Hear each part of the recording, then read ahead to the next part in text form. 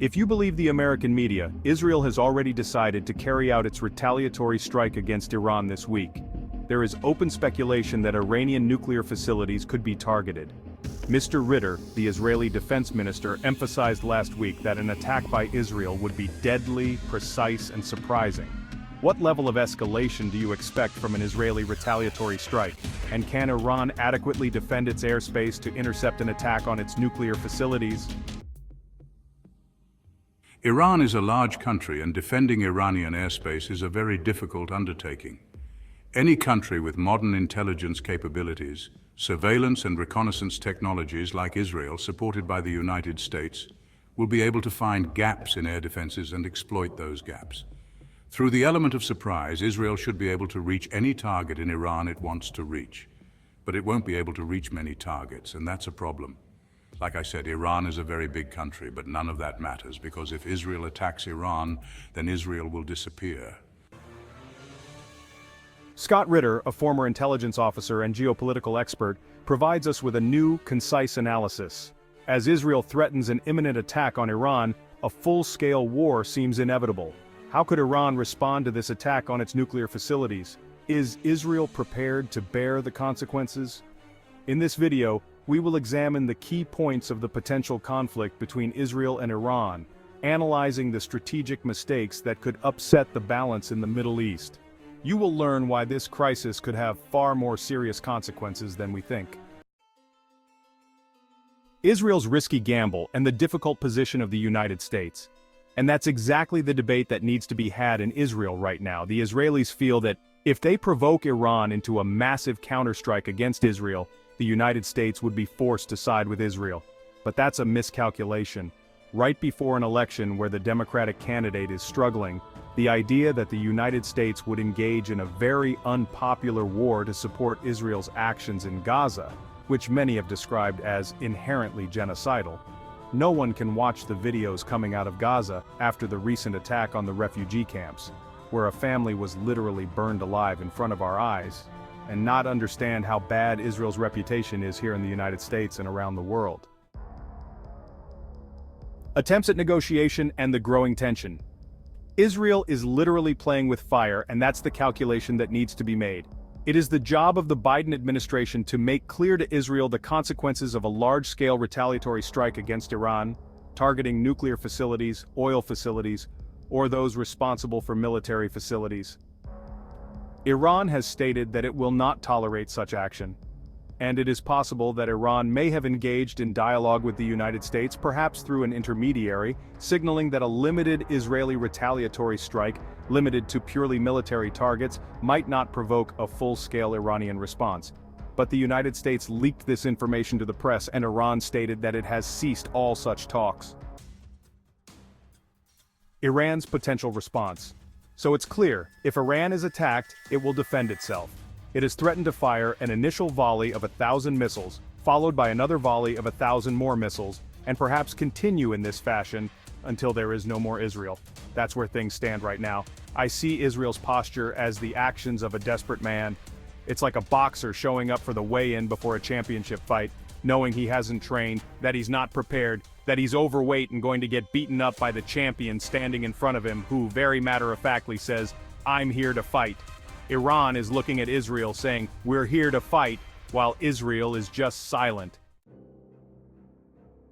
Israeli threat to UN peacekeepers. On Sunday, Israeli tanks entered a UN peacekeeping base in Lebanon. Earlier, Israeli Prime Minister Benjamin Netanyahu had called on UN Secretary-General Antonio Guterres to withdraw the peacekeepers from Lebanon, as they were allegedly serving as human shields for Hezbollah terrorists. Otherwise, he claimed, the lives of the soldiers would be in danger. In recent days, several peacekeepers have already been injured by Israeli fire.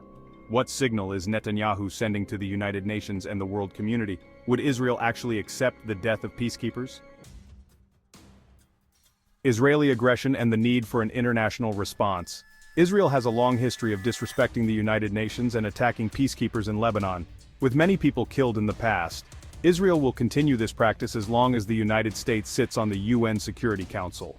It is highly unlikely that the United Nations will take action against Israel.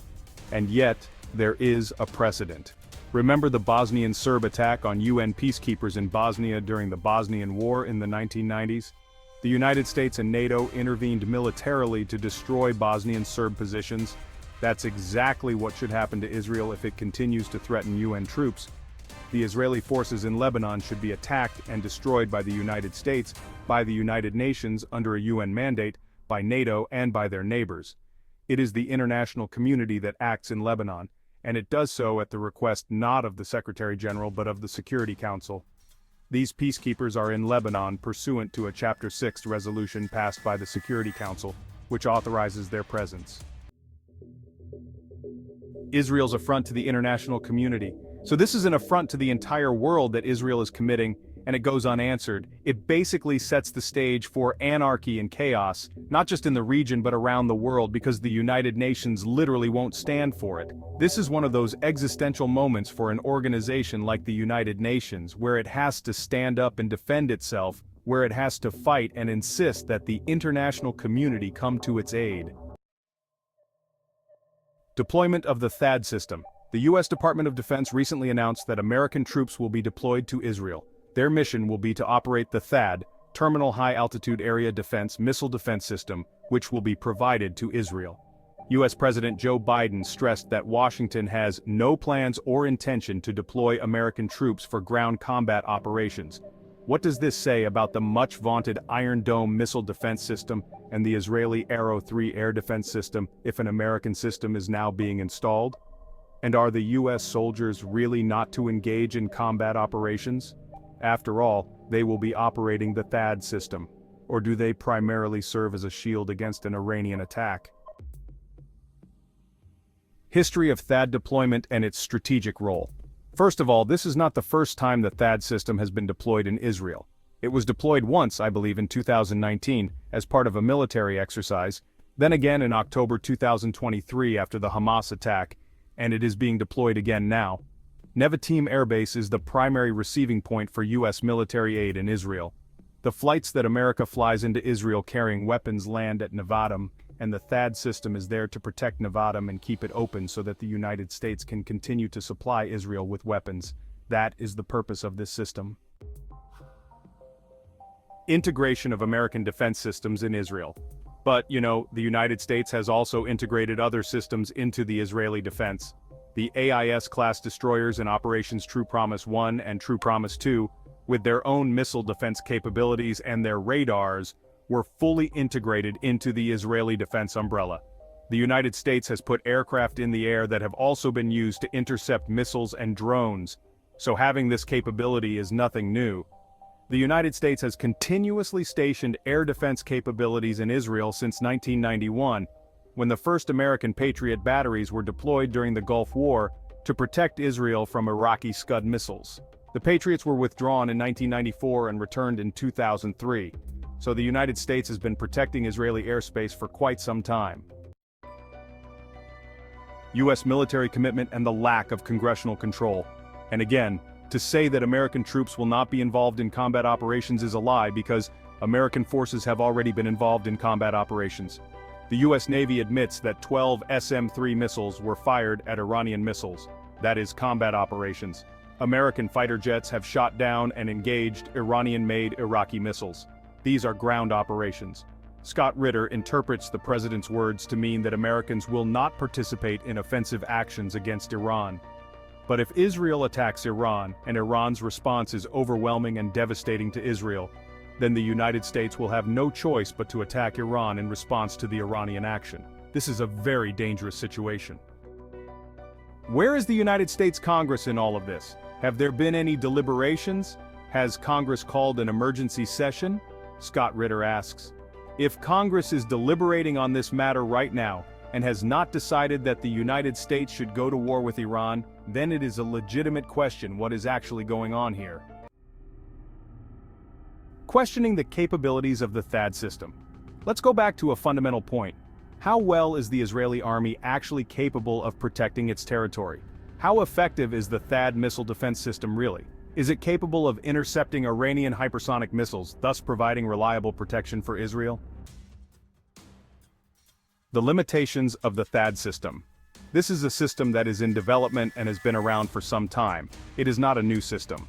When it was designed and tested, it was never designed and tested against the threat of hypersonic missiles.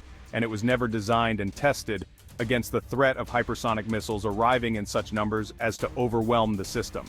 The THAAD system is not capable of stopping an Iranian missile attack. It may be successful against 1 or 2 missiles, but it will not be successful against the kind of large-scale attack that Iran is capable of, and it cannot defend against the hypersonic weapon system, with the Iranians having missiles with multiple warheads, maneuvering warheads, accelerating warheads, and warheads that can deploy decoys. This is a political gesture by the United States that is essentially meaningless, because anyone who knows anything about missiles knows that THAAD will not change the overall balance of power.